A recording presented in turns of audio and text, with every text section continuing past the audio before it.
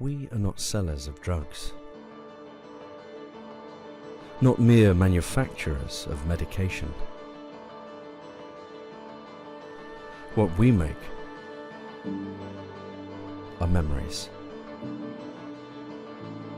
Memories that may not have been there to be remembered had a life not been lived.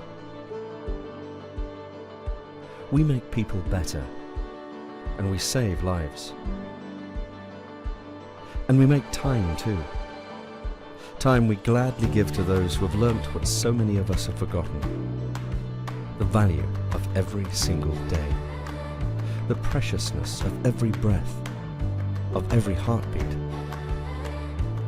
We make tears, tears of thanks for the release from pain. And then there's hope. The hope parents have for the happiness of their children. You see, we don't have a strategy, we have a cause. We don't have a vision statement, we have vision. We see a future where good health is expected, not for the few, but for the many. And we don't have consumers or a target market. We have Alison, Seb, Topeka, and Zunaid. And that is why we are not a healthcare company. We want people to live a long and healthy life. Some call it human care. We call it caring for life.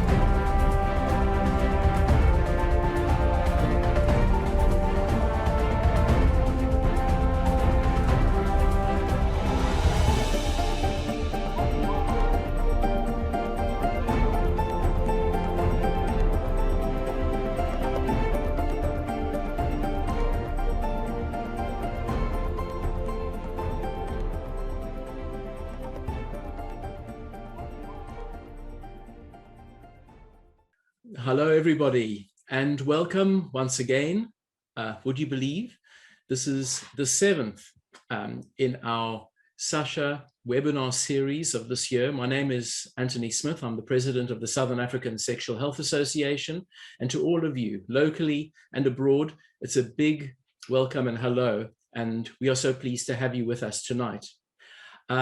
These Sasha webinar series, all seven, have been in association with WOS and really specifically leading up to this very special and much anticipated event of the 25th WOS conference coming up, Congress. Tonight, we're going to tell you a little bit more about it.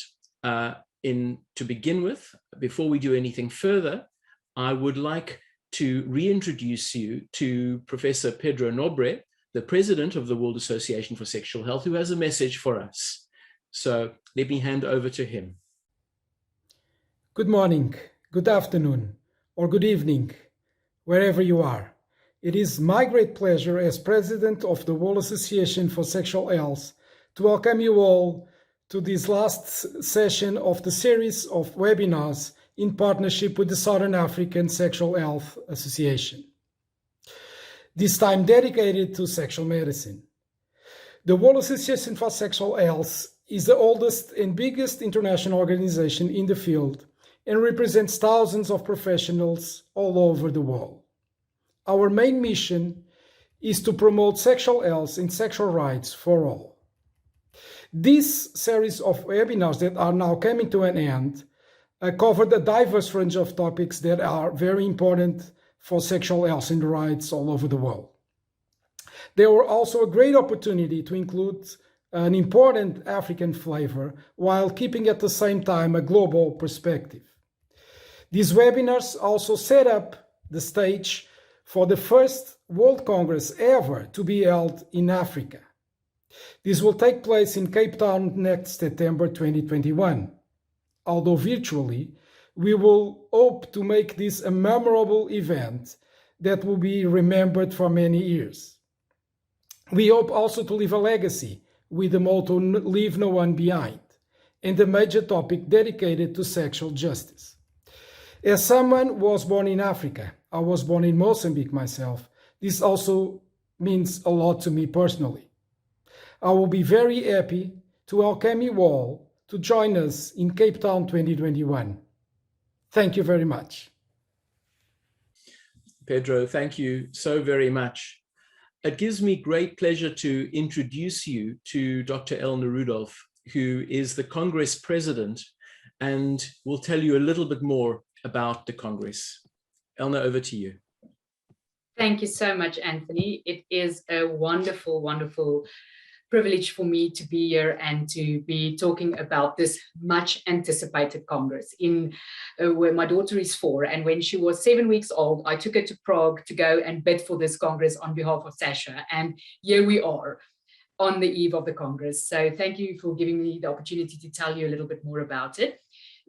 Our theme is Leave No One Behind. And despite our biggest regret that it cannot be live, the fact that we took it online means that we can literally leave no one behind. And we are able to fund the participation of key stakeholders from Africa and from other areas in the world. And we really want to make sure that every stakeholder that needs to be at this Congress is there. So we are actually really grateful that it is an online Congress. The first time that is offering an online Congress. So you really do not have any excuse to miss out on this one. And we have thought of ways to engage people meaningfully here, because nobody wants to sit and just look at a series of lectures for 4 days in a row. So we thought of exciting events where you can really participate, because to me, that's the best part of World Congresses. I mean, what's better than 1,000 sexologists in one big venue? But this time we will all be in our own homes, but you can still participate. The Sexual Justice in Durban is a part of a sexual justice consultation that is happening at the moment. You can already participate in this on Padlet, and we can share the link for that with you shortly. And you can then tell us what you think sexual justice is. WAS is consulting. We want to learn from people what sexual justice means about them in order to have a world declaration on sexual justice at our next Congress. So that happens on the 9th of September. And it starts at 10 o'clock in the morning. Then we'll have a virtual opening ceremony, and we are planning all kinds of interesting things for you to happen there. You won't see the Gambu dance, or physically be present during it, but we will still entertain you. After that, for the first time at the WAS Congress, we are dedicating 5-6 hours to a transgender and gender diversity assembly, where the voices of trans people can be heard, where they share their lived experiences, where activists can connect, where NGOs can share their resources, and where we can talk about the key topics that is of importance to the trans and gender diverse community at the moment. We will have a youth pre-congress. It's the first time that WAS has a youth pre-congress. We've always had a youth committee, but at this particular congress, we are committed to hearing the voices of the youth. And that is in partnership with UNFPA, who's very kindly helping us to bring youth from all over Africa, but also the rest of the world here. And we are currently consulting with the youth. We're not setting the agenda for them. We are waiting to hear what it is that they want to tell us. And then we have a sexual medicine workshop in partnership with the ISSM. I am so excited about this workshop. This one is not free. All of the other that I've mentioned thus far are free. If you register for the Congress, you are automatically eligible to register for one of those satellite events, or all of them if you want to, but you do have to register because we are planning the interesting interactions and getting you into different rooms to do discussions. So we need to have numbers. So please do register for those events if you intend to attend them. But for the sexual medicine workshop, if you attend the Congress, you're going to pay only $50. And if you don't attend the Congress, it's $100. And it is the key speakers in sexual medicine in the world. I am really looking forward to that. Then there will be a virtual cocktail party. So we will share more about the information on that shortly. If you haven't attended a virtual party, this is your opportunity. On the Friday night, we'll have a virtual cocktail party. And then on the Saturday and the Sunday, the 11th and the 12th, there is an unprecedented 12 hours of live streaming of this Congress, because we want to accommodate our colleagues from the East and our colleagues from the West and give everybody an opportunity to interact with us during the live streaming of the Congress. And rather than what we would typically do at a WAS Congress, there might be 6 or 7 tracks and only the plenaries are in one big hall and then everybody goes into small rooms. We have opted to pre-record the biggest bulk of this Congress. If you register for this Congress, you will receive over 400 presentations that you can go and view up until the 31st of December. So there's plenty of time to actually go and really go through everything. I'm always frustrated leaving a WAS conference if I look all the things that I marked in my book and you do not get to attend all of them. But at this particular Congress, you can attend every single thing. And through our very nifty Congress app, you will be able to engage with the presenters personally, actually, and your questions can still be answered even though they are not attending live or presenting live. Then another initiative is from WPATH, and they have it's the GEI Foundation's course, which is a course for healthcare providers, medical doctors, social workers, psychologists, who work with trans and gender diverse people to upskill them. So WPATH is very kindly giving us a discount on their course. It's something that you can complete up until January, but some of the live interactions will happen during the Congress, and we have African people on the panel so that we can also educate the rest of the world about what our situation is like in South Africa for trans and gender diverse people. And then the sexual attitude reassessment and realignment. If you are a healthcare worker working in sexuality, offering any kind of sexual health service, you have to have done a sexual attitude reassessment and realignment. It is a requirement, for instance, for ASEC registration, and it is really an important event. And Patty Britton is one of the advisory committee members of WAS this year, and she is the mother of SAR, and she and her team have kindly agreed to come on board and offer a SAR at only $200, where the normal price for SAR would be $450 or more. So also this is something that if you register for the Congress, you have the privilege of joining. The registration is still open. Depending on your profession, you will pay between $70 and $200 for all of those things that I've mentioned there. It is really a massive bargain. Believe me, I've been sitting in every single meeting, and it has been my motto to make this affordable. I know how difficult it was for me, although I'm in a very privileged position, to get towards congresses, and I know what the value of it is. So if I could give it for free to everybody, if I just knew that they would attend it and that they will take the value and be inspired, as it's done for me over the decade that I've been attending WAS congresses, I can't stress it enough, how much you will enjoy it and how much it will change your life.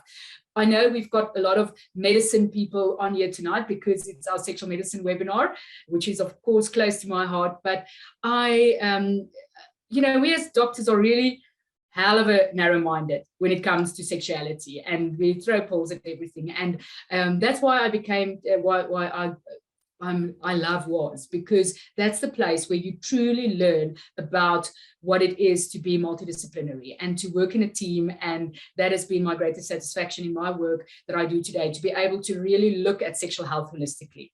Okay, we invite you to virtual South Africa. Please join us for our Congress from 9 to 12 September. All of the links are shared in the chat. John is sharing it in the chat for you. I am looking forward to hosting you. Thank you, Anthony. Well, thank you so much, Elna. And if you're not inspired by that, I'm not really sure what is going to inspire you. But this is a remarkable opportunity for you to upskill yourselves and to experience a greater breadth than anything you could even have if you went to a WAS conference live. Really, so I'd urge you all to have a look, learn a little bit more about what's on offer, the specific events and the conference itself. And there really is a huge amount for everybody, a remarkable opportunity.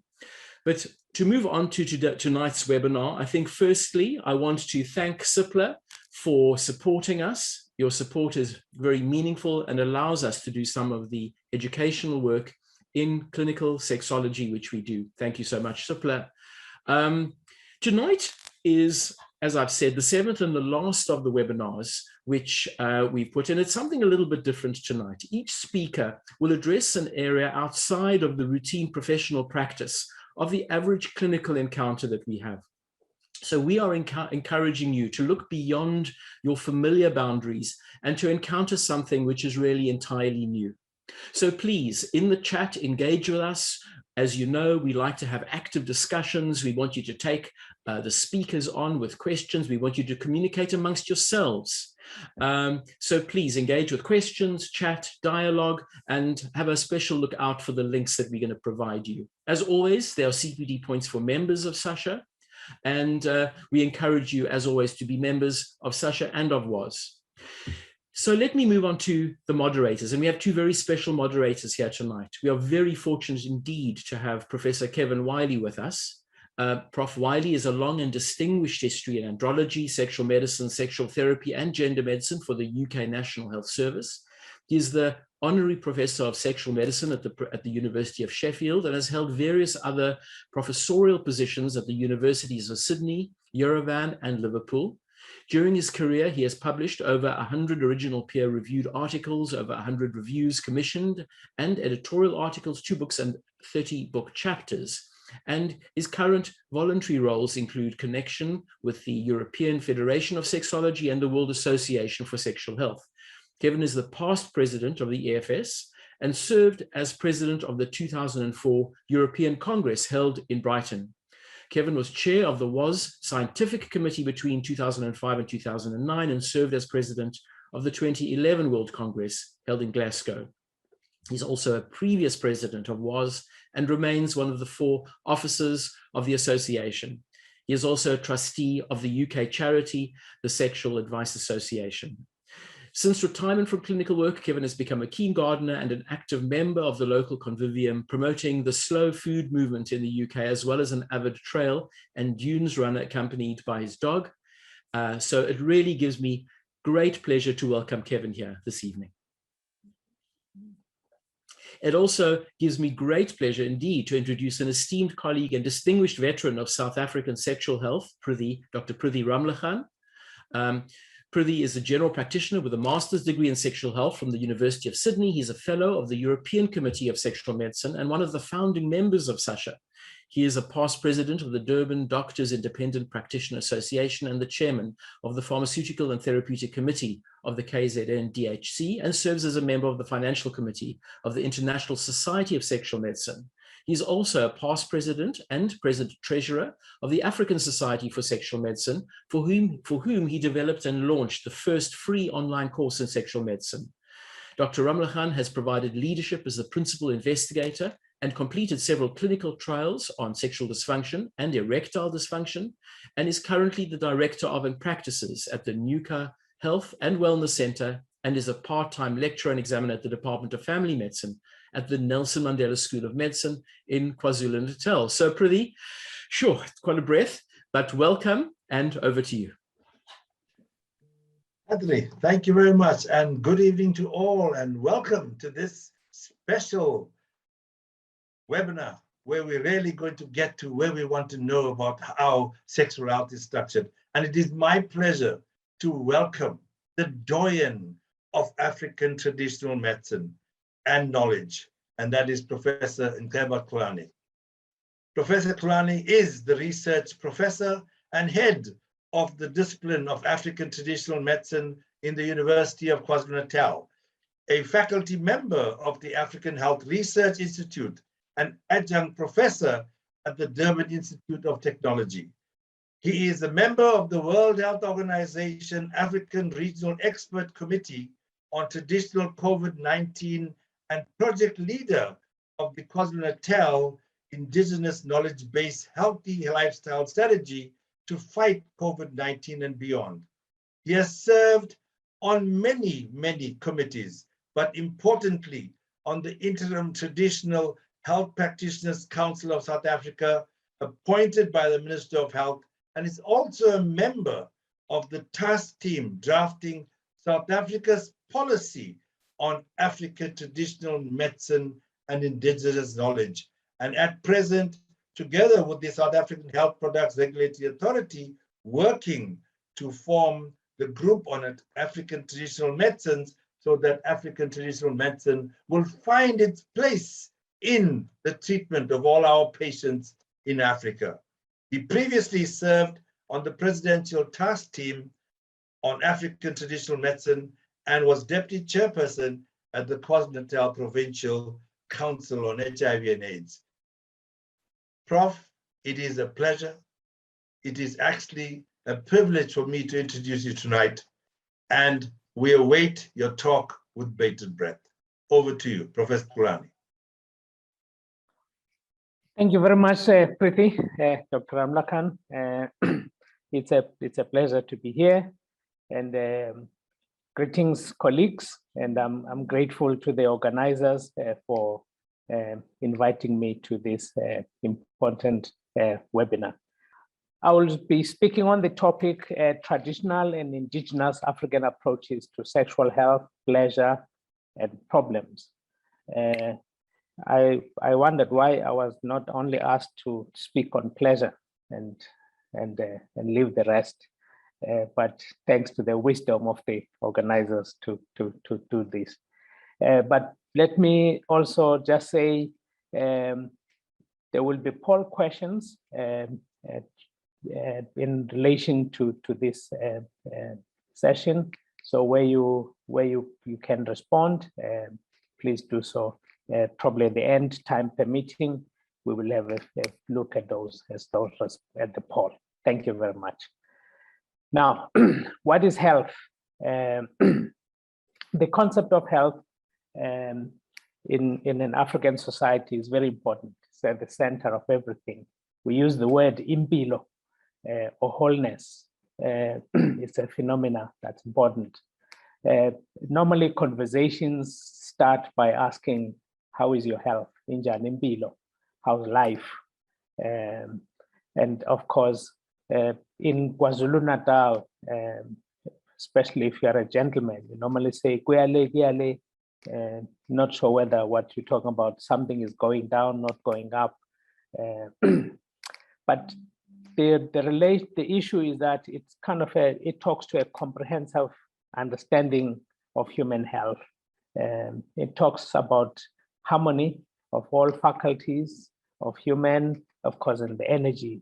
And true health is manifested by the self-actualization of that level of freedom that nourishes and guides human potentials and resources for human vocations and fulfillment, which is relevant to the discussion today. I'm trying to move this forward. Okay, thanks. Now, the Greeks tell us we are three in one, but an African perspective of existence talks to 7 stages, 7 levels. Of course, at the center of it is the human body, umzimba, and which normally most doctors are concerned about. But then there are other levels of energy. The Chinese call it the qi, vitality. Then you have isitunzi. We literally translated as a shadow that follows you wherever you go, but it's an integral part of you. But it talks to the essence of dignity, human dignity. Umoya, the spirit, the conscience. And these things are important. And to us, if you have a dead conscience, you are living, walking. You are dead walking. Or if you have istunes, you do things that damage your isitunes, you messed up. But in that sphere is Amatong, the ancestors, the dead, but are part of us. Or we call them the fallen asleep. And then, of course, the creator. That's the essence of an African existence. And now, this cosmology is important around issues of health seeking. When there's something wrong with someone's impilo, a person may seek more than just plausible biological explanations, but beyond. They want every aspect of their life sorted. In that case, they may choose a combination of approaches, traditional or including biomedical care systems. The challenge is that sometimes they would not disclose to the other who they are seeing for their condition. It's always important to pay attention to that. I'm going to just place a backdrop to this discussion of sexual health, is that of patriarchy, which kind of influences life in our African societies. Few of our societies are matriarchal. The bulk is patriarchy, which talks to male dominance and enforcing things through violence, control of female sexuality, and of course it gets intertwined by religion. And I'm just posting this because it's always part of this discussion. Now, what does sexual health mean? It's a complex discussion to engage in using English, because African languages are full of symbolism and they're very respectful. And they're complicated by issues of taboo. So there are discussions that young people would discuss alone, not with adults. But it's expressed in a variety of ways depending on the context. I will be using kind of a Nguni approach, because I belong to that linguistic group, to share a sleeping mat, because that's culturally been where the action takes place. It's sexual intercourse. And there are, of course, common expressions that depict which role the players play. It talks about uguda, to eat or be eaten up, and that talks about the action. But if you are not in eating or being eaten up, you are starving. It talks to satisfaction, which is the opposite of ugunishwa. You're not satisfied. Being happy, jabula, you are being serviced. But you are suffering, you are hlupeka, if you're not receiving that service. And of course, the new vocabulary that's coming in with influence of Westernization is intimacy. We might call it tukwazana, but talk does not talk to that. And of course, the issue now of do you run a marathon or is it a sprint? And ladies are demanding a marathon, not a sprint from their partners. What does sexual health mean? I mean, unhealth, sexual unhealth. in our context, migration and labor has been a big disruptor of family life and sexual life. And of course, issues of polygamy or multiple sex partners. Someone has to wait for long. My husband is on wife number 10, I'm wife number 12. Or multiple sex partners. There are issues of sexual dysfunction and reproductive health issues and premarital sex. Now, does size matter? The solutions that you always hear about in popular spaces, guys are busy trying to sort their tools and enlarging, or ladies are looking for the man with the right muscles.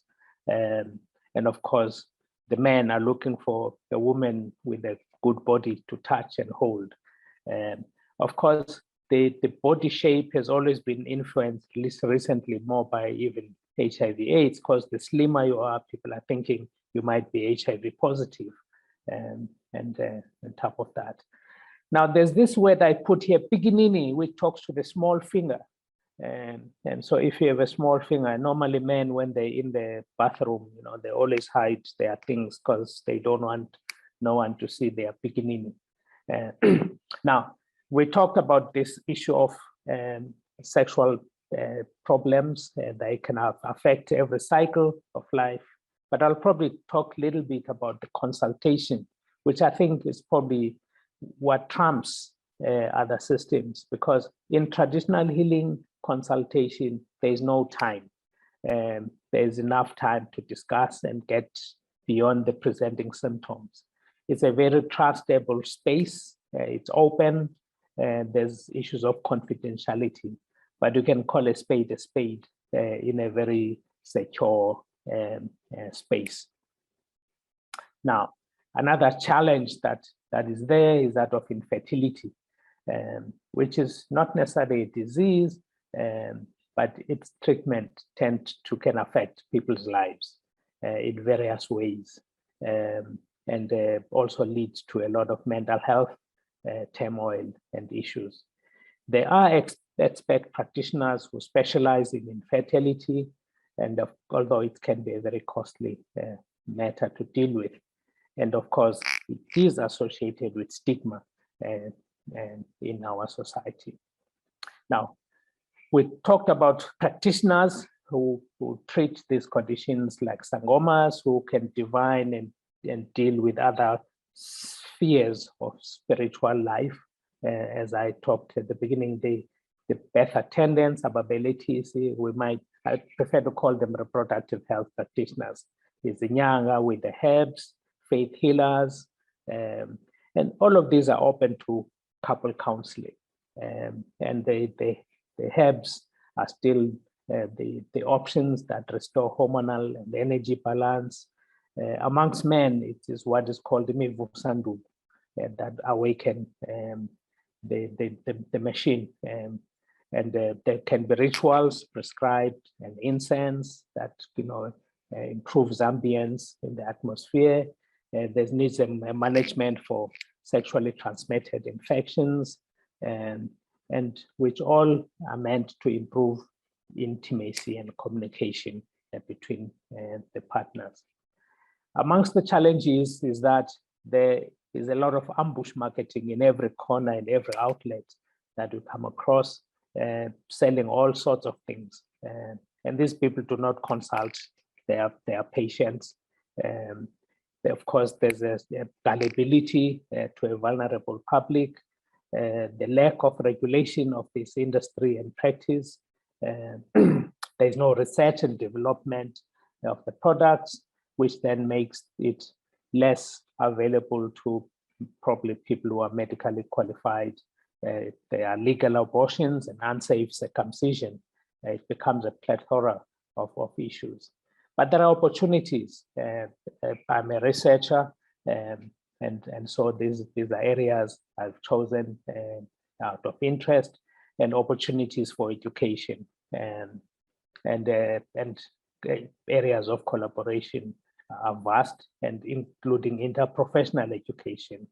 And I think it has a professional to contribute to an economy and in many ways. And before I conclude, just to remind you to participate in the poll, and it will be grateful to just hear what your views are saying. So on question 1 says, do you think you have a role in dealing with sexual problems? And the thing is yes, and that's quite. Thank you. But in the interest of time, I will stop here. Thank you very much. Prof, thank you very much for that. That was quite insightful and really has brought it out. And you saw that people really want to say that we should have traditional practices involved in the way we look at sexual health and sexual medicine for our people in Africa.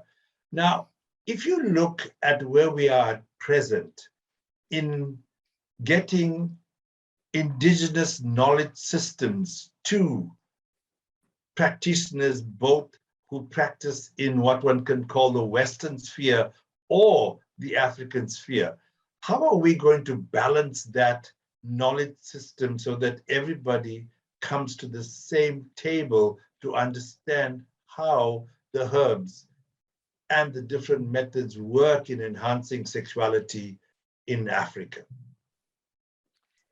Look, at the center of all of this thing is the patient and the choices, and medicine is also about teamwork, and if you can find trusting relationships, finding practitioners who are serious about their trade and not just about exploiting patients, it makes for and one of the things in South Africa that we are pushing for is that healer-patient interface. We're saying that space must not be regulated by the FDAs and all of those things. So healers who have herbs that work can be prescribed by the healers. It's a space that is only the responsibility of a council, professional council, that will regulate that. So we are keen in creating those spaces. I'm busy at the moment with a healer who's very much specializing in fertility, and to bring into a team, a partnership that deals with those things. But there's much more that we want to work with, because there's a need out there, and there's a demand out there. But I think people also need to know that they're in safe professional hands as well. Thanks, Prof. There is a question that relates to the aspect that it seems that traditional healers and approaches are most all the time aimed at males. So other than the traditional birth attendants, are females also able to access these traditional systems? Let me just use fertility, because that's where couple counseling takes place. But no, it's not limited to females. It's just that the men tend to be the one. I guess they have the economy, they have the means to seek these services much more. And women tend to be much more holistic in terms of aspects of healthcare. But where sexual health is an issue, they probably would be the first to lead the men to seek healthcare to resolve their issues. And they are better because they bring balance. Because if you take men alone, they'll be looking for something to enlarge a penis and at times not dealing with the core issues of their relationship. So women are moderators, and when they go forward, it's very helpful. But what the market does, and I think that's what people read, is that the market plays into the psyche of the men who are always looking for these things, as if they are the only ones. And of course, I did talk about patriarchy, but some of these things is overlaid by patriarchy. But as more women get empowered in their relationship, they're able to work together. Excellent. We have about a minute. There's a point about, what about herbs?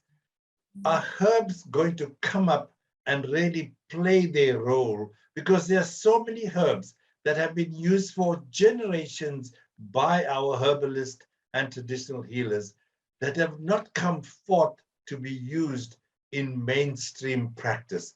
Is that going to come forward at all? I think, especially in the area of sexual health, what has been lacking in Africa generally has been that the elements of R&D and the elements of clinical trials have been slow, and in like a country like South Africa, regulations are still absent for these things, and that delays innovation in this space. But there is research, and there are promising products out there, but this is just without investment in this area.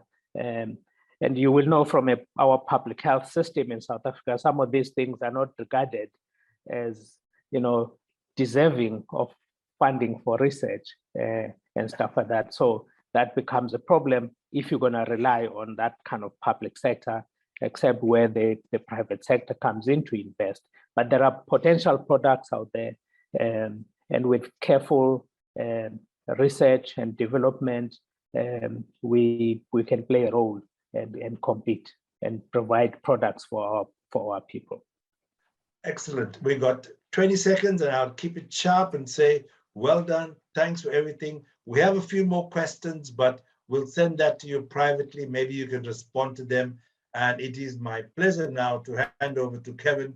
Kevin, over to you, and please continue with the rest of the presentations. Thank you again to Prithi, to our first speaker, to Elna, and to Anthony. This is fantastic. This is a really interesting and exciting topic within sexual medicine. It's so much part of the sexology field that we have to think about this in our day-to-day work. And our next topic is indeed, one of the most important areas that is evolving in the last couple of decades, and particularly so in the recent years. So it's a great pleasure to be able to introduce our next speaker, who's Aoife Drury, who is going to speak to us about ChemSex and the barriers to care. Aoife qualified as a psychiatric nurse in Ireland before relocating to London to carry out her master's in war and psychiatry. Aoife later commenced at Regent's University studying psychotherapy, and then subsequently has completed her diploma in psychosexual and relationship therapy.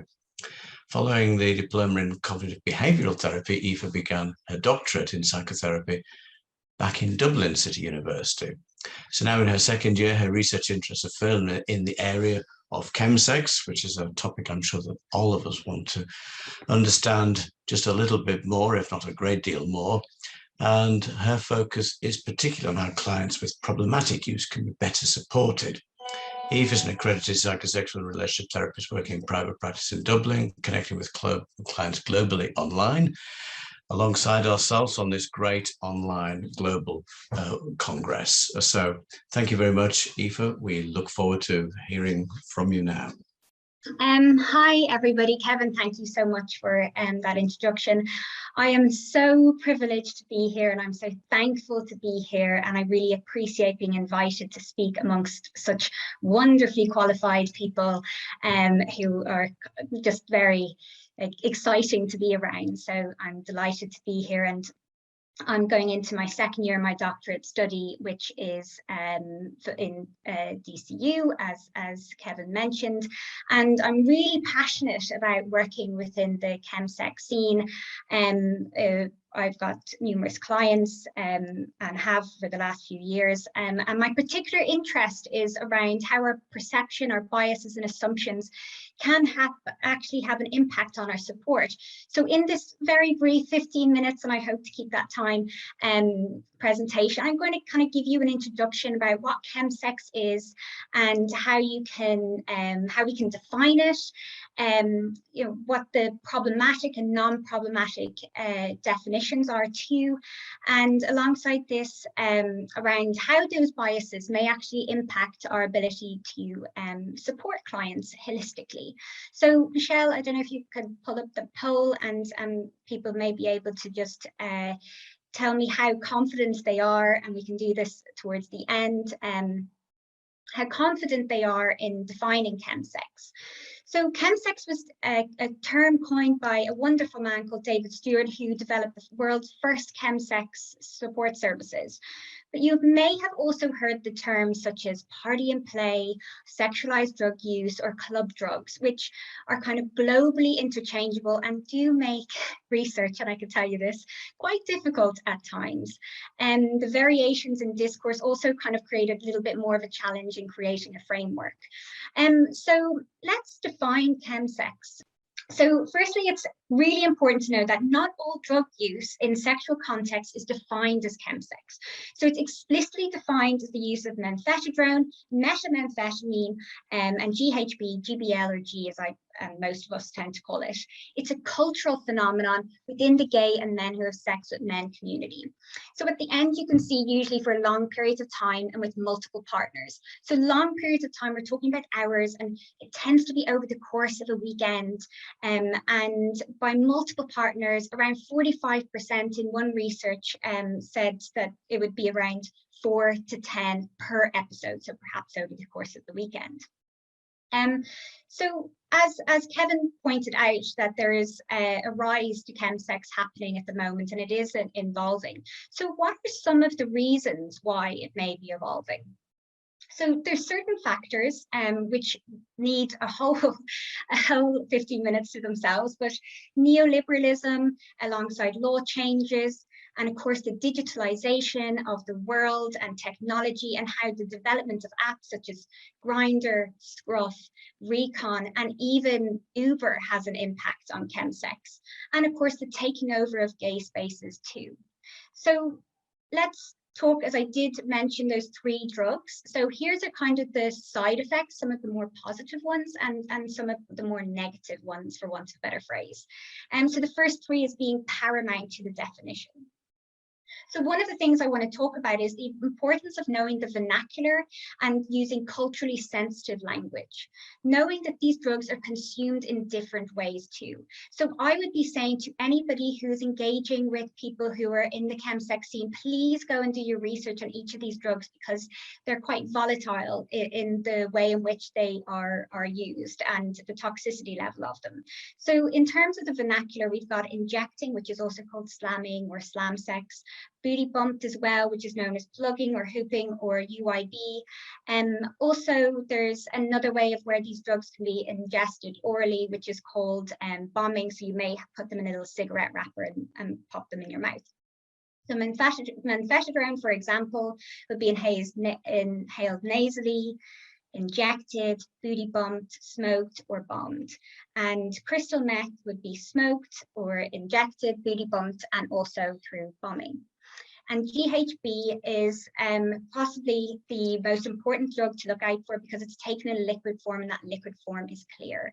And so toxicity and overdose are very common, and being a millimeter off can just throw you into that overdose. So it's physically addictive as well, with potentially fatal withdrawal symptoms.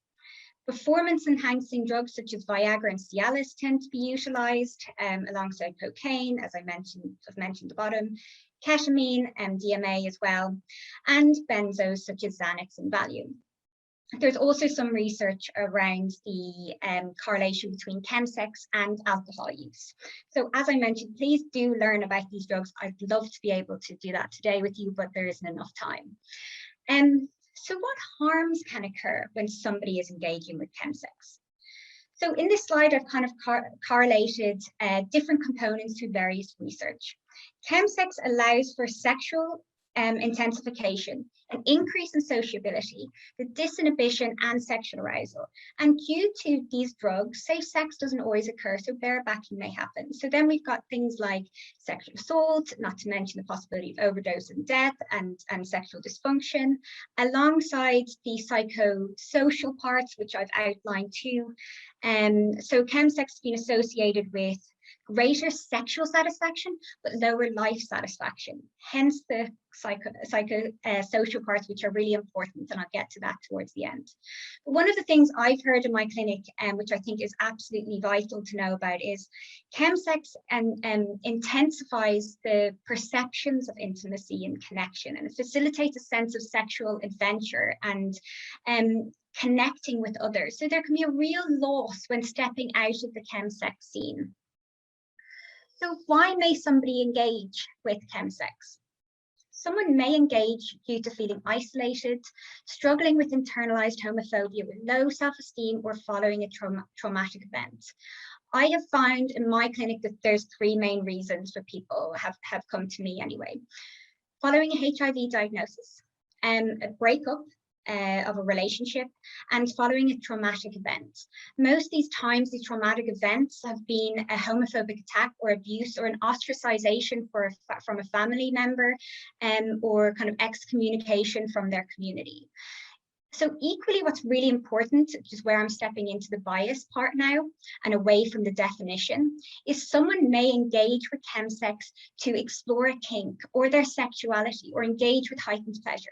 So people can engage for various reasons. They may be able to manage our life, and I will speak on my behalf here, where I've had weekend benders, and I'm sure many people have, and still manage to get up on a Monday and make it to work and be okay. A little bit groggy, but okay. But for somebody else, perhaps they may feel isolated, really alone, and then there's escalating that may occur alongside this. So the spiraling may occur. And that's where we're going to start talking about the two different types of ChemSex definitions, I suppose. So there's a perception that individuals in the ChemSex scene fall into one or two camps, problematic or non-problematic. ChemSex is risky and it plays with life. These drugs are so sensitive and can drive people into an overdose rapidly. So irrespective of the problematic or non-problematic use, harm reduction information is absolutely vital. So problematic, as you can see here, is defined as life spiraling out of control. For example, losing jobs, friendships, experiencing depression or dependence. Equally, there's many people who experience non-problematic.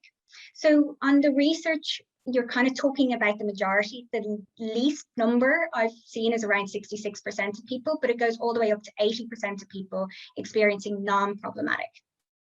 So yet again, people engage for various reasons. From the research I've done in the years of working with clients, I am very wary of these terminologies and these portrayals, as this viewpoint can be damaging by generalizing and pathologizing an already marginalized group. Not all those who use drugs for sexual pleasures report having difficulties with it. However, those who do frequently become representative of all. To me, in the research, it's evident that there needs to be created a more holistic and multifaceted approach rather than a polarization. The idea that individuals could fall into one or two camps may result in a barrier of support, and frankly, it can be quite a binary viewpoint for clients to hear. So this is just a very small, brief slide on the ways in which people may gain support. They may go straight to therapy, where somebody else may be able to go through or want to go through a detox. Not everybody needs everything, and this is where the personal and non-judgmental approach is really vital. The treatment plan or pathway must be person-centered, and it must be subjected to the experience that they have. So let's talk about the barriers to care.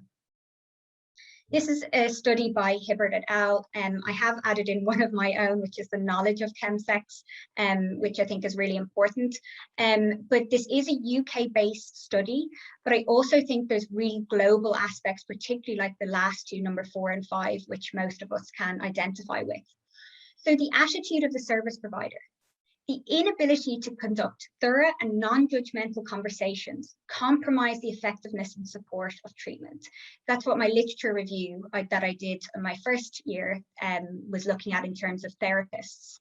The access to sexual health services. clinics in local areas, the limited number of clinics that are specific to ChemSex services or knowledge of, and the need to develop more accessible clinics too. Not everybody, myself included, works 9 to 5, but most of these clinics operate in that capacity. And just a side note as well, if you do have people particularly with problematic ChemSex use, be mindful of booking them in for a Monday session. So really have that conversation with them, because otherwise people do end up not attending, and it can be a sense of failure for them. So knowledge of ChemSex, not everyone has knowledge of ChemSex. And research in Ireland and the UK shows that GP and mental health services aren't given adequate training. And one of the things that's absolutely key in the research is that GPs are vital in terms of being able to support people with ChemSex and being aware of it. And alongside the long waiting list and funding, which I think most of us complain about, irrespective. Critical analysis is really a fancy way to say that I have some thoughts, and I'm leaving you with these. And I have many of them, but I don't want to monopolize the times that I have. The first thing is harm reduction, which of course is beyond vital, and giving out that information to them. So the high potential of overdosing, the dependence of consumption of drugs at high risk ways, and also perhaps the novices of injecting too. Alongside this information surrounding PrEP and condom use. But also please don't isolate it to the physiological harms, and look at the psychosocial parts too. Discuss the impacts of relationships perhaps, if that's helpful. So when we're minimizing the possible harms of ChemSex, such as STIs and addictions, we must acknowledge the social and cultural influences and pleasurable experience of ChemSex. So this brings me on to the next point, which I think is really important and something I hope to bring into my research. ChemSex is also representative of the survival of subcultures that were perhaps sexually affirming. So leaving the scene can be distressing on the impact of loss of pleasure. So ask about it. It may help you to better equip you working with that client and supporting the client better. It's quite unfathomable, and I get quite annoyed about this, that we are aware that these drugs induce heightened pleasure and facilitate sexual discovery, desire, and sensations, yet the research routinely ignores that. Pleasure and pain are so intertwined within the ChemSex scene, but we only talk about one, which is the pain. Not to assume. Be aware of the traumatic event, oh no, sorry, jumping ahead of myself. Not to assume, for example, it's problematic. Engagement, as I mentioned, is a spectrum. So ask all men who have sex with men. Those in couples, there's no research around couples. Or those presenting with a disability, because ChemSex is intersectional, although the research is a little bit conflicting, it is. It got multiple dimensions because people have multiple dimensions. So trauma. 46% report non-consensual acts happening, and 16% experience violence during sex. So please be mindful of the trauma experienced during ChemSex, not just the trauma that may have occurred predating it. And please signpost people to the adequate places. Subjective experience, listen to the client's experience as unique and individual, and be mindful of your projections. Educate yourself in the variations of use. Please try to understand the impact of digital technology and geolocation apps. Be aware of the negative impact of the media and how perhaps your bias may be playing into it, or how it's impacted your perception. Think outside the box, drawing on social media and technology as a means of engagement. And also, on a side note, which I didn't mention earlier, if you are working in an organization, are you all defining ChemSex in the same way? Otherwise, people slip through the net. And pay attention to men whose ChemSex behaviors become a habit to prevent possible future addiction problems. So this is just a few questions. I just thought if people wanted to take a picture or something and have that, it's motivational interviewing developed by David Stewart.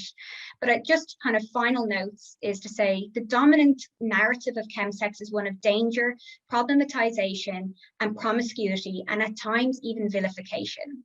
And I acknowledge the importance of the discourse of containment and harm reduction, but we need to be mindful of the fear-mongering that is done and the maintenance of stigma, which only serves to further isolate and alienate those struggling.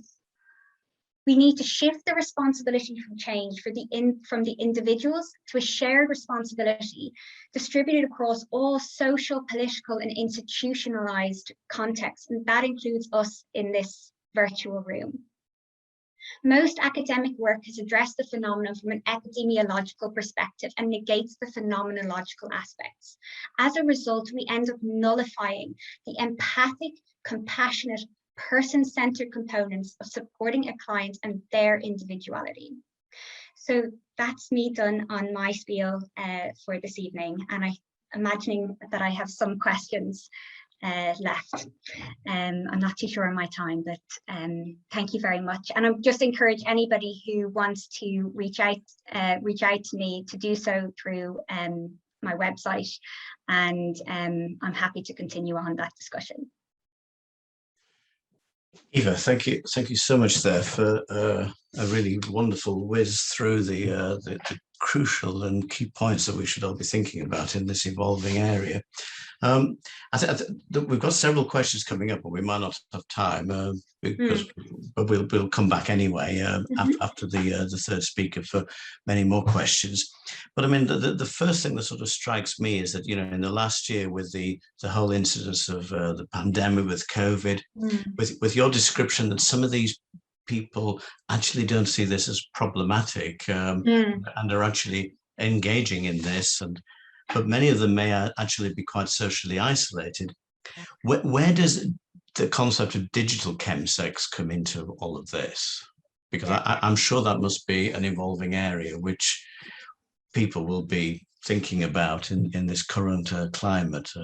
Yeah, yes, and there's even been a research paper done recently around not COVID times, actually. I think it was done in 2018, as far as I can recall, and around the digitalization and the virtual rooms. I believe it was done by Hakeem, but I can't quite remember. I tend to know everybody's name offhand, but I think there's a lot of space for that. I think there is a real isolation to it, but people are trying to perhaps think outside the box in ways that they can engage that perhaps will serve to heighten that pleasure. And particularly if people are experiencing problematic ChemSex, that they may want to reach out and want to engage, and it may be an aspect of a compulsion, which I would encourage anybody who wants to learn more read Silva Neva's book on compulsive sexual behaviors. He's got a chapter on ChemSex.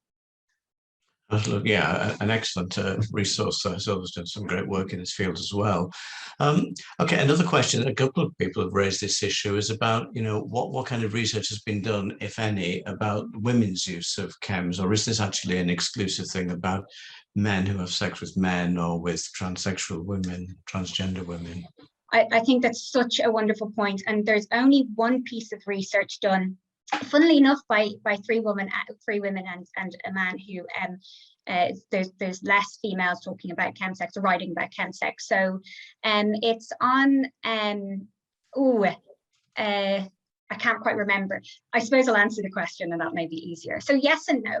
So yes, women engage with recreational drug use and increasing sexual pleasure, but no in terms of the definition of ChemSex, because it's a cultural phenomenon. And other than that, there's an appropriation, I suppose, of the word.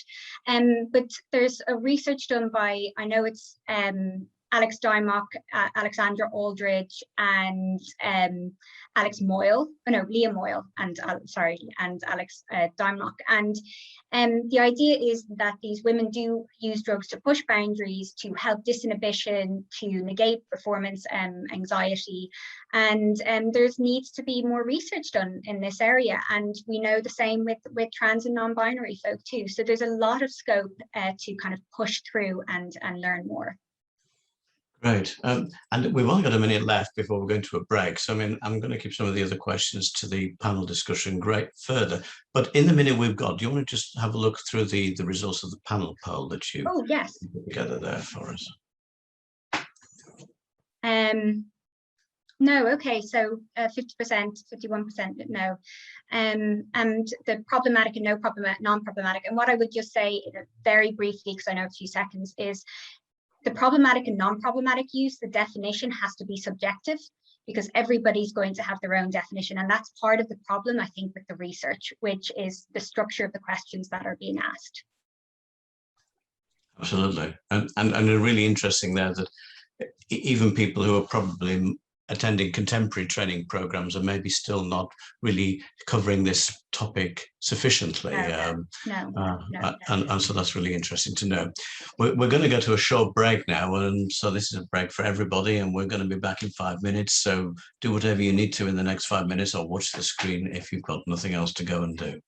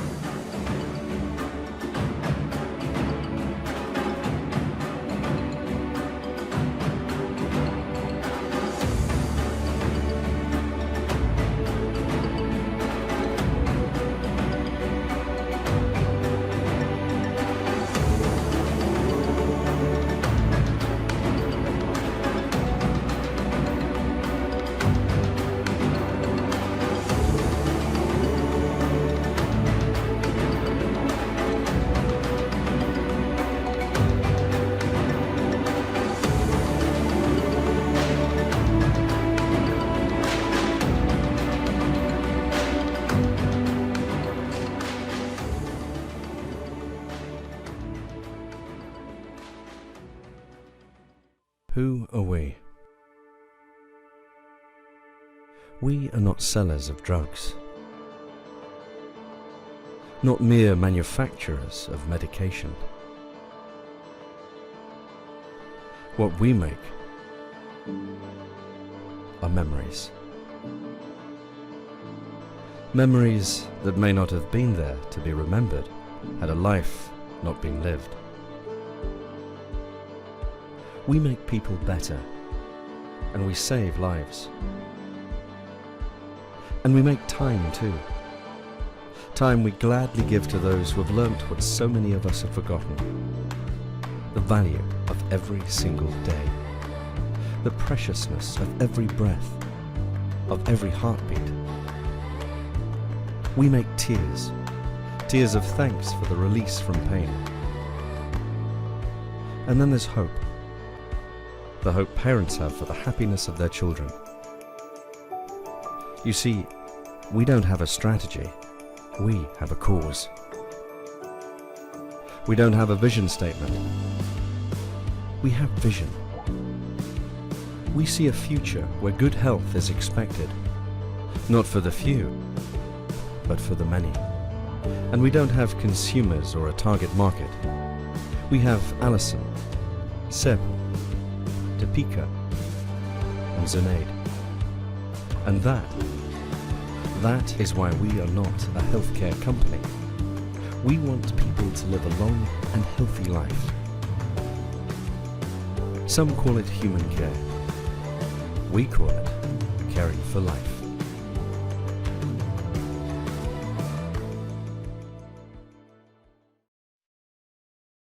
Welcome back to all of you, and now to engage in our sessions of taking forward the process of psychological perspectives on psychedelics. It actually is my pleasure to introduce you to a colleague, Yochi Res, who actually hails from a lovely place in South Africa right now, but he is a clinical psychologist who has worked in clinical and organizational fields since 2005. In fact, his specialized work and leadership has made him transform many processes that allowed him to specialize in the areas of mindfulness, neuroscience, and resilience. And when you start to look at that, you suddenly realize that that's what all of us need every day of our lives. He has helped design and run self-mastery and mindfulness-based leadership workshops for companies such as TWA, Apple South Africa, Nedbank, and ABSA. He has worked for the last several years as a wellness consultant to Investec Bank's wellness sector. And in fact, when we start to look at Yochi's published thesis, which focused on the understanding of the impact of trauma on our relational competence and how this can be restored, led him to found his company called Attuned Consulting in 2014. And with further training that he completed in the specialized field of transpersonal psychology, Yochi focuses on the study of consciousness, including the rapidly evolving and exploding area of research on psychedelic-assisted psychotherapy, a special interest of his given its intersection with mindfulness and neuroscience. And he loves music. So Yochi, play on. Thank you so much for that introduction. It's a real big honor to be part of this. Let me just share my screen. So this is a very hot topic at the moment, psychological perspectives on psychedelics, how these incredible tools can be used for all different types of healing. So let's start with 2 poll questions. We can just bring those up and let you guys answer to those. The first one is knowledge about psychedelics. Is this important in your clinical practice at this time? And secondly, do you think psychedelic-related treatments or therapies will be very important in the future as treatment for mental health problems? Okay, so the first slide, I want to just throw out a question for you to engage with and think about and to ponder right at the outset, which is, how can psychedelics help in an intimate relationship context? So what are the possible ways that you think these tools can have benefit and value in this particular space? 2 things that I want to just throw out in a very high level before I go into some more details is that really 2 broad areas that these tools can have immense value is, number one, if there has been no success with conventional approaches and treatments, modalities, so then this really has been shown and proven to be often a very disruptive technology. It has unparalleled results, from a once-off administration, for example, within a specific context, which we'll speak about in a short while, you can have up to months of sometimes curative and very significant abating of symptoms and distress and conditions. So, and in particular, the conditions that are the pandemics of our time from a mental health perspective, namely depression, anxiety, trauma, and addiction. These issues in particular have immense application and incredible results. And the second broad area to just mention at the outset is really any stuck patterns that a person is trying to, or a couple are trying to address in a relationship context. These tools have an amazing ability in themselves to be very disruptive from a brain neuroscience perspective, and then translating in an ability to shift and disrupt patterns that are not helpful, that are not serving, that are self-sabotaging in whatever way.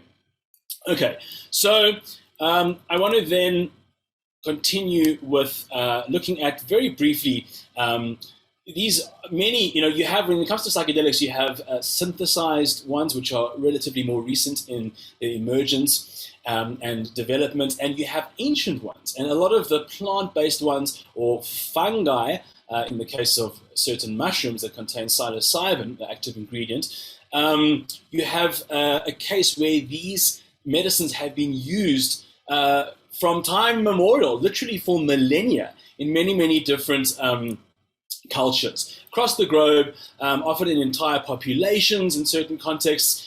There's a fascinating speculation in the role that psychedelic plants might have had in our evolution, in our higher processes and faculties, possibly contributing to the birth of language, art, religion. There's an inexplicable jump in cognitive archaeology and evolution, which is very hard to explain. Yeah, there's an inexplicable jump in our higher processes and evolution of our higher faculties, which is impossible to explain within the time scale of evolution. And one of the understandings, and one of the actually dominant models of understanding, is that psychedelics plants, in terms of how powerfully they stimulate our brains, may have been involved in enabling such a fast sort of paradigm leap and shift in our consciousness evolution.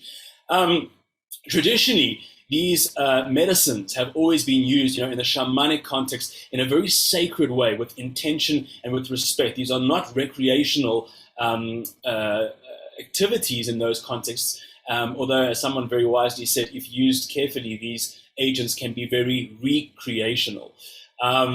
So this is important because, as I've said in the title of the slide, ancient roots but modern technology. What's amazing is that in the research and the studies, there has been a real paying of respect to the research that's been done in these populations for many, many centuries and millennia. So there's really, we tend to think of research sometimes as only in a Western context and in laboratories, but these plants in ancient indigenous cultures have been researched in real life conditions for hundreds and thousands of years. And so they have helped to distill the elements of how these can be taken safely and in the right way, with minimizing any harm and optimizing the healing ability. So what are the key pillars of this whole area, which is still used today? As I said, intention, creating a container, which is a kind of a sacred space and a structure to enable and support the process of an ego dissolution, which is what happens in a psychological terminology under the influence of a psychedelic usually. And the preparation, very important, the facilitation and the integration. I'm going to go into these in a little bit. When used with respect and integrity and with responsibility, they really have a remarkably safe profile, which is quite incredible. They are inherently non-addictive. In fact, there's a paradoxical ability of, in a very unique way, to disrupt addictions, including substances, but not only substances. And that's a very fascinating paradox of how one mind-altering substance can override addiction to others. And what's interesting is that possibly the technology that these agents provide is the only or closest technology that we have in a way for shifting core personality traits. So you can't really change your fundamental personality once it's formed when in your late teens, early 20s. But you can have some pretty remarkable shifts, almost on the level of shifting certain core personality traits when worked with in a respectful, careful way. All right, very briefly, I want to go into two profiles of two psychedelic modern research pioneers. The one is Rick Doblin, who's the founder of MAPS, which is the Multidisciplinary Association for Psychedelic Studies. MAPS have been driving for a number of years now the research into how these agents can be used for disruptive treatment. One of the agents that is the most further along this track, it's in the final phase 3 clinical trials, is MDMA, methylene dioxymethamphetamine, which interestingly chemically is somewhat similar to crystal meth, methamphetamine, in my understanding, but it's a very different agent in many respects as well. And really, what's happened is that MDMA has shown such incredible ability to disrupt trauma. Interestingly, also in dysfunctional relationships with couples, it has an amazing ability to disrupt and create compassion that enables a shift in very toxic relationship patterns with couples as well. It's not strictly a psychedelic, it's more on the amphetamine class, as we just mentioned, and it's actually called an empathogen, so it stimulates empathy. It releases, although it's serotonergic, so it works like most of the psychedelics do on the serotonin pathways, it also releases oxytocin, so it has that bonding, sensual love and compassion. It dissolves defenses, which is a remarkable tool from a psychotherapy context. It can be seen or called a heart chakra opener. It enables, as we said, compassion, helping to let go of where we become stuck in trauma. And what's very interesting is with MDMA, what's unique is it's not ego dissolving. So unlike the other classic psychedelics like ayahuasca, LSD, psychedelic mushrooms, where it's a very powerful entering into alternate realities, non-ordinary states of consciousness is a better term than, say, altered states, because that implies that our normal state is the only ideal state, and anything else is pathological or not ideal. But it helps normal psychedelics really take one into completely different spaces, and that can be very terrifying at times, challenging, as well as very amazing and awesome. But with MDMA, you don't have the actual ego dissolution. You have just a dissolving of defenses, and you have the clarity of mind where you can actually use it in talk therapy as well. So a remarkable tool for psychotherapists. And astonishing results. It's been given what's called breakthrough therapy status with FDA, which means that it fast tracks the usual hoops that it can take so long to kind of do research with these kinds of things. It's been sped up, and it's really in the final stages now. And psilocybin, the active ingredient in mushrooms, psychedelic mushrooms, is also following hot in its trail. So the main conditions that this has been studied with is, all the psychedelics and psilocybin actually, is depression, anxiety, various forms of anxiety and trauma, palliative, relieving suffering in end-of-life stage, palliative medicine, and in addiction. Okay, moving on, this is Dr. Stanislav Grof. He's an incredible pioneer in psychedelic research. He is one of the greatest LSD researchers ever to live. He was a resident scholar at the famous Esalen Institute in Big Sur, California. That's a picture of it over there. He's considered one of the fathers of transpersonal psychology. He's done over 4,000 LSD psychotherapy sessions. He developed a whole personality model, written many books, and he's the developer of the fairly well-known technique of shifting consciousness through nothing other than your breath, based on the yogic techniques of breathing and consciousness alteration in that way, called holotropic breathwork. Holotropic means to seek wholeness. And you have practitioners, psychologists, even in South Africa, who have been trained by him and use that breathing methodology as well as a non-chemical method of accessing sort of similar states.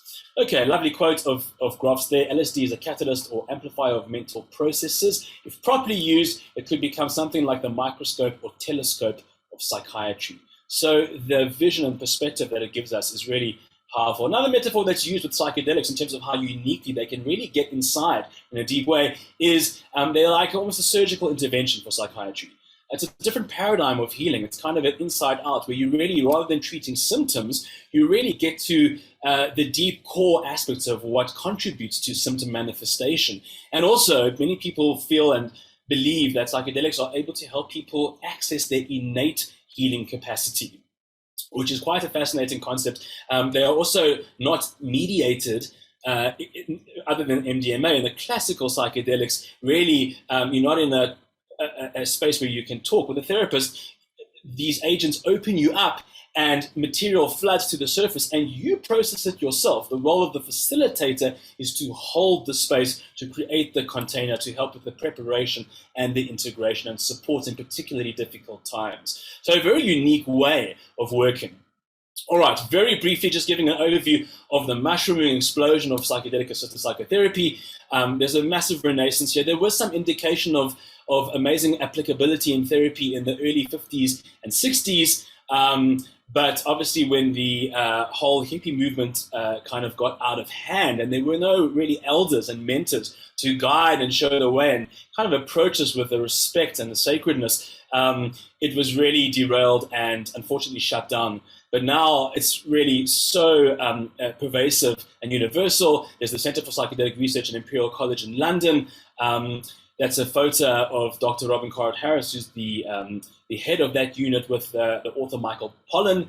This is Professor David Nutt, who's one of the most qualified people in mind-altering substances on the planet. He's a neuropsychopharmacologist. He was the expert witness in the cannabis case, actually, and in the current South African case as well with psilocybin, which is at already quite a high and advanced level. You have the Berkeley Center for the Science of Psychedelics, the Center for Psychedelic Consciousness Research in Johns Hopkins, and New York University, and many others. Okay, a recommended reading, really advisable, is Michael Pollan, who I just mentioned, a book of his that came out recently. There's an audiobook available as well, How to Change Your Mind, What the New Science of Psychedelics Teaches Us About Consciousness, Dying, Addiction, Depression, and Transcendence. It's a really incredible resource. It's so comprehensive, and he shares his own experiences and experiments as well. Fascinating read. This is a slide I wanted to highlight. It's always become an iconic brain image from the studies that shows something that we call global functional connectivity, which psychedelics promote. So on the placebo, on the left side, you can see some connectivity. Where under the influence of psilocybin, which is the active compound in mushrooms, as we've said, you have incredible global functional connectivity. Different parts of the brain that normally can't connect are able to interconnect. From a neuroscience perspective, this is massive. There is what's called the DNM or the DMN, which really stands for the default neural mode or the default mode network. This is really a wiring of habitual pathways in our brain, which is really the source of the tracks that keep on being repeated and contributes to the addictive and limiting habits that we all have as human beings, whether substance or other addictions or just in general, our personality habits. So there's huge implications for creativity. Mindfulness really, you could say, is about shifting from reactivity to creativity. But for any mental health conditions, because if you think about mental illnesses, you can take your pick. It really boils down to cognitive rigidity. Whether it's obsessiveness, sticking to a delusional system rigidly, an eating disorder where adults, weighs hardly anything but still sees an obese person when they look in the mirror, depressive styles thinking, anxiety, worst case scenario thinking. There's a rigidity in how we get stuck in certain ways of thinking. And mindfulness can help also promote greater connectivity, but with a tool like psychedelics, it's at another whole level. So, I'm going to leave this for now because of time. I want to briefly just mention some possible therapeutic uses in intimacy and relationships. So creative expression, flexibility, enabling experimentation, helping you to be more in a state of presence and to focus and to get out of the mind more. So obviously in an intimacy context, that can really be helpful. Unlocking sensuality, slowing things down, promoting authenticity and vulnerability, which are keys in the area of intimacy. Helping to dissolve the ego in some way and address psychological defenses, which is also called shadow work. Better awareness of other, empathy, sensitivity, and giving space. Healing from not only sexual trauma, but any trauma, which often brings a sense of disconnect with self and other. A huge role that this can play. Also helping with ADD and distractibility, to be able to be more in the present and in the moment. being more connected to one's emotional dimension and body sense and dimensions, improved lifestyle, stress management and wellness, which can help in a relationship context, enhanced communion, union, transpersonal and spiritual state. So this is really the fascinating spiritual side in how the psychedelics work. You know, the psyche, interestingly in Greek, means soul, not mind. DMT, which is the active compound in ayahuasca, which our brains all produce endogenously as well, except in sub-threshold levels, is actually called the spirit molecule. So there's really something so profound on even atheists tend to describe the experience as a mystical experience. They've even developed a mystical experience questionnaire, which is used in the research. And there's a consistent finding in the correlation with how mystical or high, particularly at high dose thresholds, the session is with the level of ego dissolution and therefore shifting on the neuroscience level, the curative effects and the sustainability. Okay, in terms of, I'm running out of time, so I'm going to just really briefly run through this. For safe and optimized use, it's vital to have a container, a structure. As we said, this comes from the ancient studies of how these can be used safely. When a person's ego is dissolving, there needs to be a serious containment for that. Otherwise, it can be extremely traumatic in sensitive people that can be triggering, not causing, of psychotic episodes or conditions as well. This is called setting, the environment, one of the two key variables that determines the nature of a psychedelic journey. Very important to realize that this is a tool. It's not a miracle wand. It's very seductive to want a quick fix, and what some people call bypassing, to want to bypass the hard work that it takes. This really requires solid work. And there are three phases: preparation, the actual journey, the initiation, and integration. In research models and studies, they usually have 2 to 3 preparation sessions, as well as 2 to 3 sessions afterwards to help process, integrate, and apply insights. And it's very crucial from a safety perspective to work with experienced, well-trained guides. Training programs already exist for mental health professionals abroad, unfortunately not here. The key elements in the setting, eye shades, immersive music, often a male and female, because it's good to have that in case certain projective stuff comes up where you may need either or in terms of what may come out there. And integration is key in many different ways. Those are some examples: therapy, coaching, journaling, yoga, meditation. And really, to have a model to work with, cognitive-based or mindfulness-based, there's a therapy called ACT, which is acceptance and commitment therapy. In the studies, it's been shown to be incredibly helpful as a framework to help contain the process from the preparation, the intention, and the actual process and integration afterwards. Follow-up journeys may help. There's no actual formula as to when and how many. It depends on different aspects. Currently, although the legality is shifting, the only legal options are ketamine, which is actually a dissociative anesthetic, not a true psychedelic as well, but has similar disruptive effects on the brain, somewhat less intense and long-lasting. There's a smaller window. Cannabis, also an outlier, interesting one there, and nitrous oxide. I'm just going to put these risks and contraindications there. If anyone wants to take a photo, really important with ayahuasca and MDMA, there could be potential interactions with SSRIs from a serotonin aspect, MAOIs, both synthetic and even natural, stimulants and other narcotics. Obviously with chemical agents, the quality and the purity is an issue. If you're not sure what, it's a different ballgame than when you actually have the natural occurring substances, which are easily identifiable and far less prone to have anything, almost very unlikely to have anything else mixed foreign into that. Microdosing, it's another whole area. Less easy to research, but very interesting area nonetheless. People have found quite amazing shifts. That's at sub-threshold levels, much safer. Epilepsy can be also a contraindication, and psychotic predispositions. So that was a real whiz through.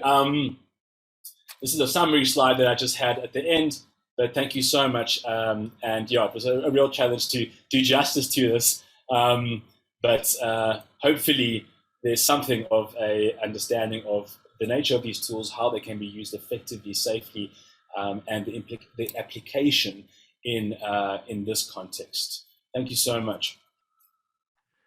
Yoki, that was wonderful. Actually, psychedelics have really opened up the door to so much, and we have so many questions for you, so I'm going to go straight to them.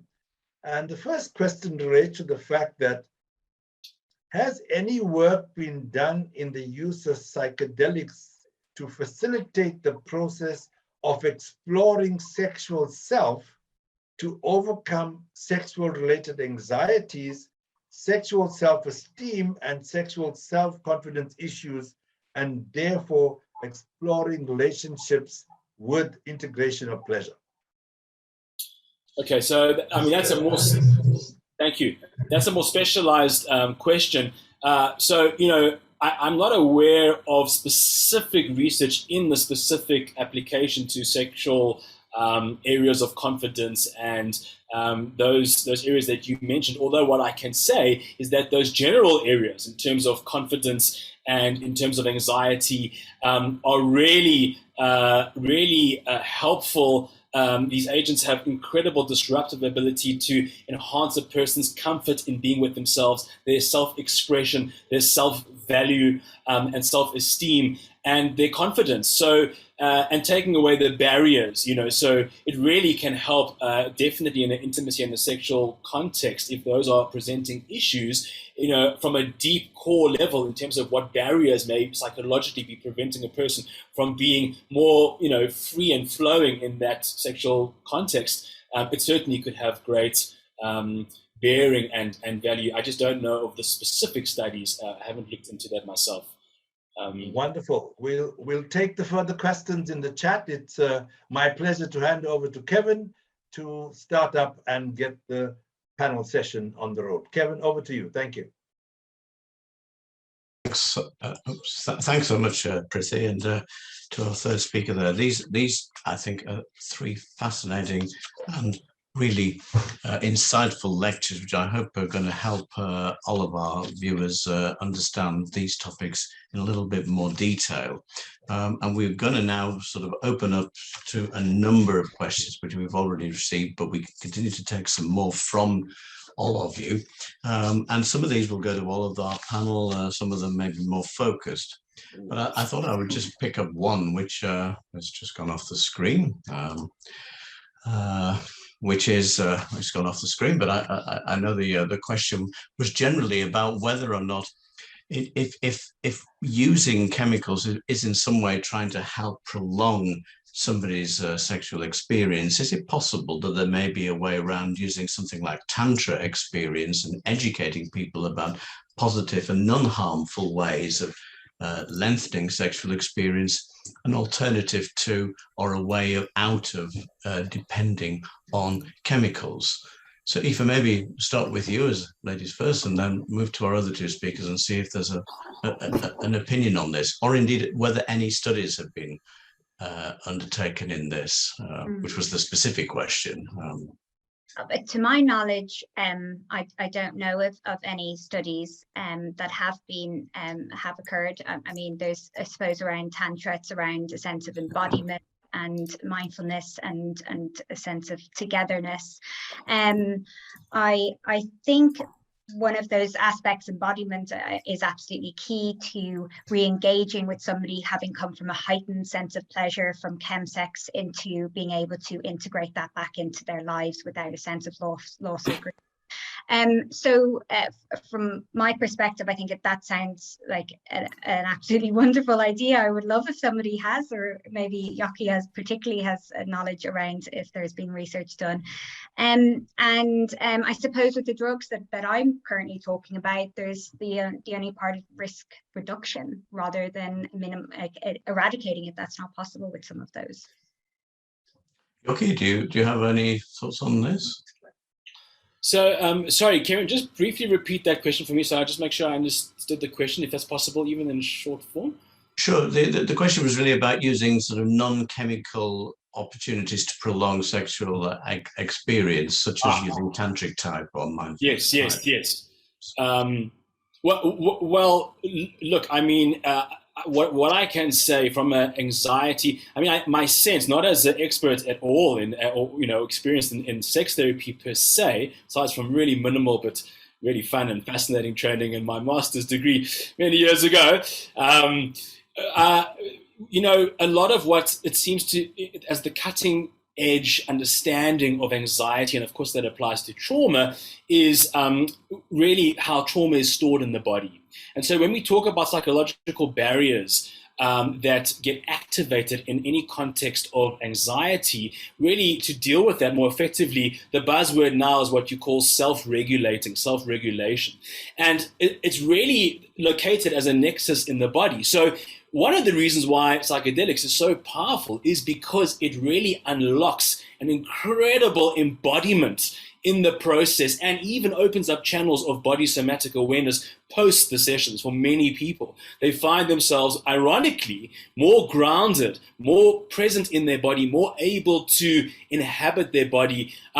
What I have noticed and found, and I think that's part of the integration, and there's not enough time to really talk adequately to all those different stages, but body-based modalities like yoga, expressive movement, any of those kinds of mindful meditation using a body focus is immensely valuable. And I think that that presence of being in your body and learning to be able to notice anxiety as it shows up in your body and modulate that and self-regulate, that is a very powerful way to still be able to address some of these issues, even without the assistance of chemicals or these substances. Oh, that's really helpful. That Siva, do you want to make some comments on this topic? I would not speak from experience, but when I was looking at the WhatsApp, the comments talks to being sexually engaged for 3 days, and I'm thinking, in my African philosophy, they say too much of a good thing needs to be viewed with suspicion. so I've not heard of any such experience in my context. So I would not be qualified to comment on. Okay, well, thank you. Prithvi, have you got a question there for us? I thought Prof would comment on the statement he made earlier about a sprint versus a marathon. I thought this was the marathon that you were talking about, because that is what you had said in your slide, that a sprint versus a marathon, and I thought this was the marathon. So here we go. I guess we got all the tools for it now. So. I guess ladies would be much more happy, because this is always the complaint about men who are sprinters. And if you look at that, Prof, are there any substances in traditional medicine or herbs that actually are used to bring about this marathon type behavior in men? Because remember, the talks around the table always contributes to those that last 45 minutes in an hour versus those that last 10 minutes only. And that usually is the talk that punctuates, as you know, many conversation between men in the setting, and the men in the settings always look towards that and then come to us looking for these half-an-hour sessions, which they want to have because they believe it to be the norm in the society. And the many rounds, Yes.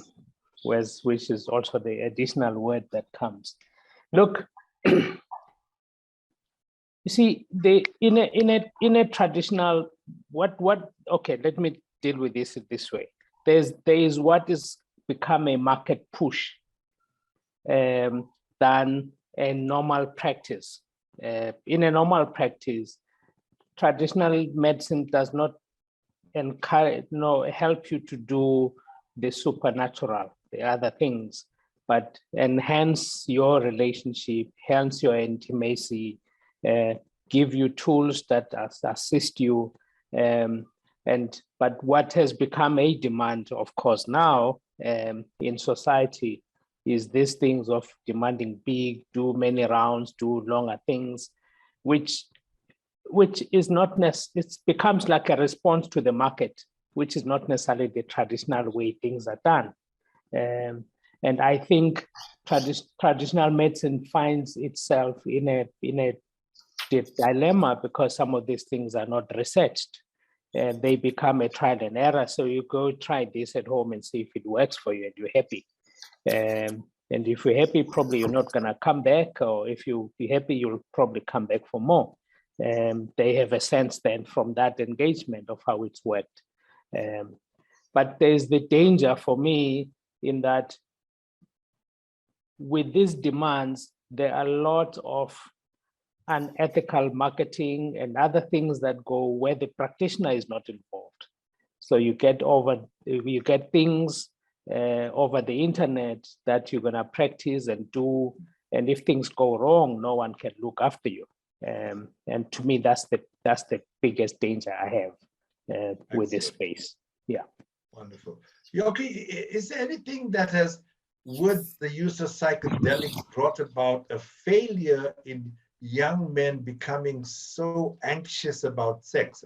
And we're seeing a large number of young men presenting with erection failure or inability to please their partners or inability to perform nowadays. Do we find that that is showing out in this field, or what do you think is happening out there?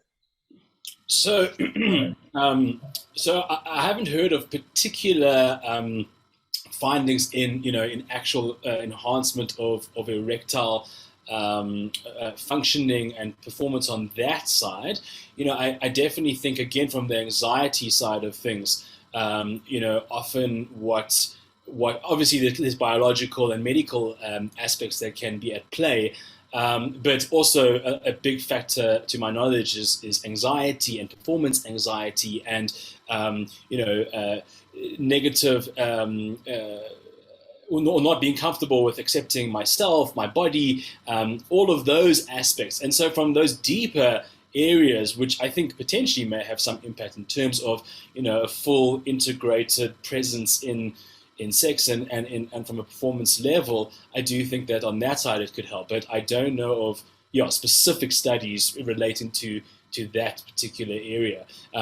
Cannabis is a very interesting question around, does that enhance, does it, there's a big debate around that, and some people find that it's extremely enhancing of intimacy and sex and performance, and others find that it can have, it can be too overwhelming and can have a counterproductive impact. And others find that at a certain point, or a certain dosage and titration, it can have an ideal sort of. So that is something that I have heard of and I'm aware of. But the traditional psychedelic MDMA is a very much also a very sensual enhancing.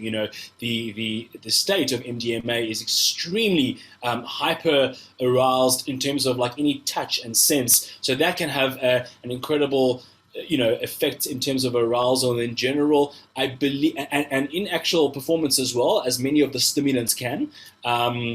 Yet I think potentially with orgasm it can be an impediment to as far as I'm aware, but it can have a role in the other aspects of intimacy. And for some, it's not so affecting on the orgasm side. So yeah, it's that's my limited knowledge on that side.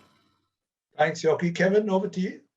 Yeah, I was just sort of thinking when you were talking about this, about, that there must be a subgroup of people, who are sex workers or who are men who would prefer to have sex with women, but for whatever particular circumstances that they are facing at the time, that they have to find some way of being able to engage with sex with men for a financial or perhaps for a sexual beneficial way.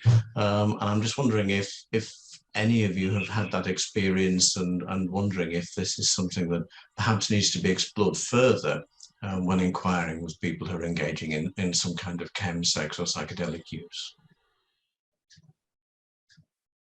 Yoki, let's start with you. That again, it's a particular area, specialized area that I'm at a loss to really give,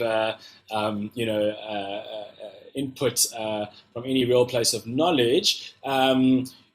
Again, I'd have to go to, because psychedelics work at such deep layers of a person's psyche and really kind of get into the most usually inaccessible areas. So when we talk of shadow work in psychology, we really speak about confronting those darkest areas of our being, fears, the things that we don't like to acknowledge and face and engage with the very vulnerable aspects. And I imagine that in the picture that you are describing, where people are stuck and locked into a area of engagement which is not really what they would prefer, but somehow they are out of touch and not in alignment with their values and their own inner, out of a religious or even cultural, but just as a person, if it's something which is not comfortable for them.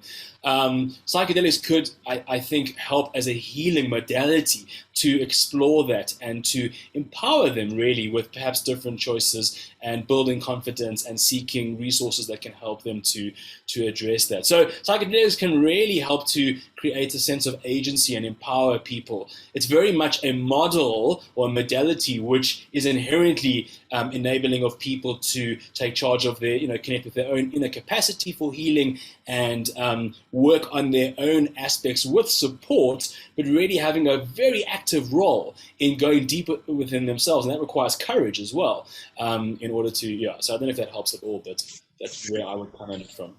Sure. Nasibia, what about in the traditional hinterland where this may be very taboo, but it's still very much in people's experience and needs and thinking?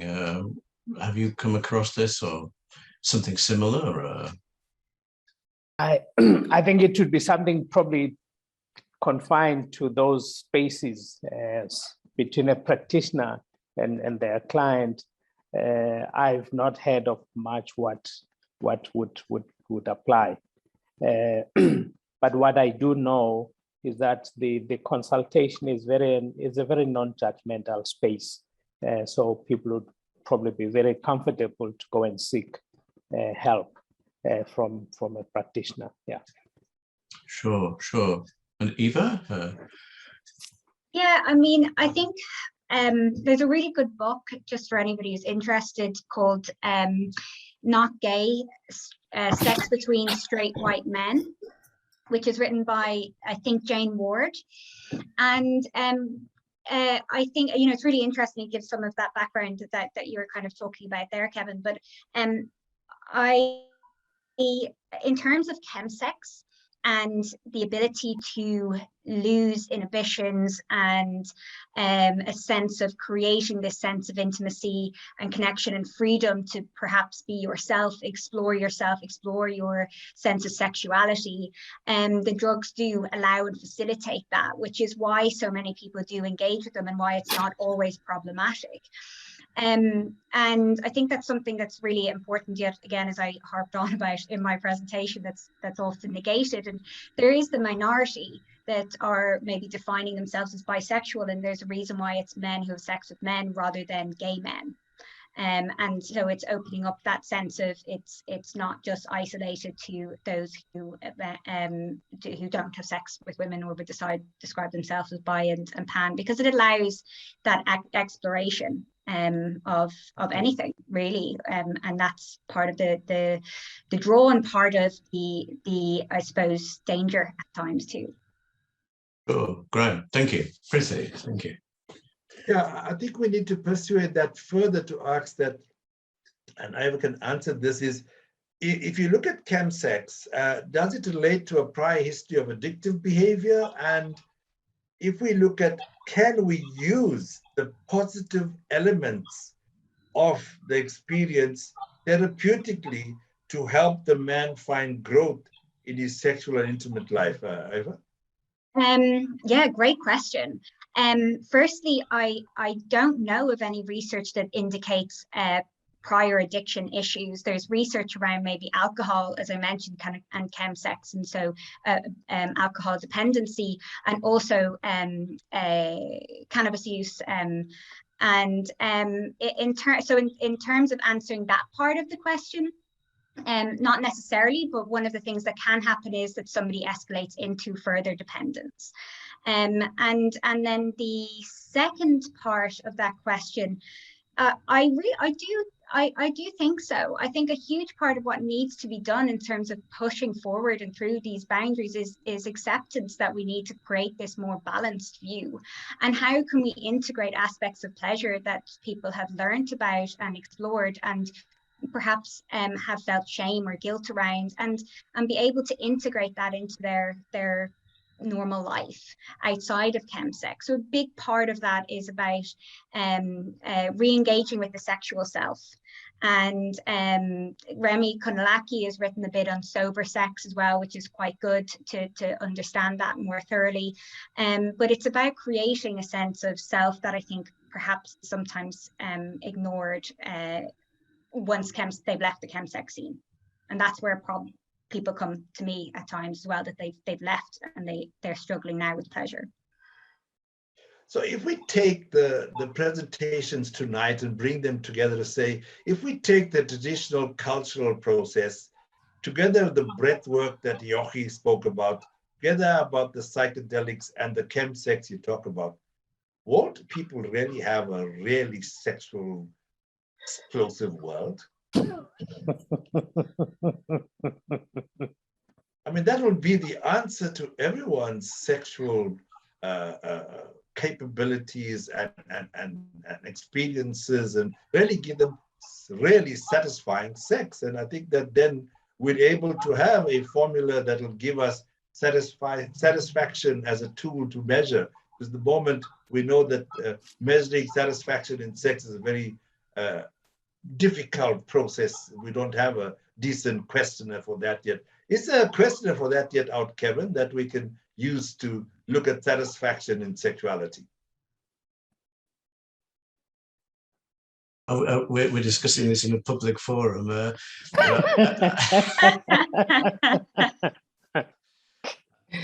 Of course, I think, you know, we should all be seeing our responsibilities as clinicians, as educators, about trying to help people find safe and towards safe encounters. And I think so much when we're talking about people who have some kind of dependence on a substance is finding ways away from that, whether it's the talk we were mentioning earlier about Tantra, or whether there's some other alternative about you know, using drugs in a less harmful way and being able to eventually escape from that in a way that allows people to still be able to connect very much within themselves about their personal needs, manage their personal anxieties, and feel more satisfied. And sometimes that's about engagement with practitioners. Sometimes it's about working with partners. And I think that's something we've not talked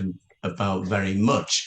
And I'm aware that our timer says 48 seconds. So does anybody want to come in quickly here and say something about how they feel that using partners and relationships may be a way forwards with this topic? I think so. It's very important in traditional medicine to strengthen marriages, to strengthen relationships. It's important. Of course, what's happening is the fact that society, as Preeti was saying, people don't get satisfied. They want more, and that's what then gets kind of pushing the boundaries continuously. Thank you. I'm going to keep to time here, just because we should, because we could keep talking, because I think the more we talk around this, the more we're going to find more and more engaging and exciting things to talk about. And this has really been a fascinating seminar for us to have the privilege for Preeti and I to be able to chair. I think it has global significance, which is where I think, you know, the interface with the World Association for Sexual Health and our partnership with Sasha is so important during this time of the pandemic and our limited abilities to be able to travel. And, you know, going back to Elna's introduction, you know, I was passionately engaging and encouraging that we have this meeting in South Africa. I'm really quite devastated that we're not going to be able to do it in person, but I mean, we still have a fantastic program, and you're going to hear about it just a little bit more when we pass back to Sasha now. But I would like to personally thank all three speakers and Priti and everybody on the organising team locally who we've been collaborating with so much during the last year. And I'm sure that we will continue to have a very meaningful engagement with all of you, both after this event and during our virtual Congress. So thank you, everybody, and I'm passing back now to you, Anthony. Thank you. Thank you. Wow. Thank you, everybody. That was really fascinating, and I think achieved everything we really were hoping for, which is to say, to take all of us beyond our comfort zones, our boundaries, and to think with curiosity and interest on areas which I'm sure, and from what I've seen in the very vigorous chat and the questions, areas which I think we all are really interested to explore further. And hopefully there'll be more information, more research, and more talks and presentations on these subjects in the time to come, also potentially even at the Congress. So it really is a big thank you to our speakers, Reba, Aoife, Yochi, for your impassioned, engaged, and really fascinating presentations. Kevin and Priti for your wonderful rhythmic moderation and the really thoughtful way in which you sewed together all the speakers, the questions, and the rhythm of the topics. I would like to thank all of you now. It's the 7th and the last of our webinars. So thank you to all of you for having joined us during this time. It's been, as always, a great adventure for all of us. It's been a lot of hard work that's gone on behind the scenes here tonight. Very specifically, Jean, Stephen, and Larissa, thank you for all your help. And Michelle, as always, for being our technical guru behind the scenes, who is so incredibly helpful. But also to thank the extended Sasha exec for all their support, and really for a phenomenal team whose just enthusiasm and willingness to work hard, to give of their ideas and of themselves to something so worthwhile and just which has ended up being just so productive and engaging. So thank you to all of you. I also, from myself and also on behalf of Elna, would like to thank the WAS Congress Task Force, and just to name them, Pedro Nobre, Eric Janssen, Elna, Uwem Esiet, Alain Giami, Esther Corona, Marlene Wasserman, and Luis Perriman for all the incredibly hard work and for at times walking up steep hills in order to continue to persevere through many obstacles to bring together what is going to be a remarkable Congress coming up. The hard work is there's still much hard work to come, but we want you to engage and to be part of this very special and unique event. There's a lot of work going in. I'm not going to go over what Elna has already covered, but as you have seen, the variety and the levels of engagement, whether it be a conversation or whether it be new knowledge, or whether it be being able to link up in creative ways online with colleagues. More than 1,000 people, sexologists, people interested in sexual health throughout the world are going to be congregating at a very special time. And it's really an opportunity that you can't miss. We look forward to seeing you there. I'd like to also thank, in conclusion, CIPLA for their support. And really a thank you to everyone. We are excited about seeing you all in September. So until then, it's goodbye from Sasha, from WAS, and have a good evening.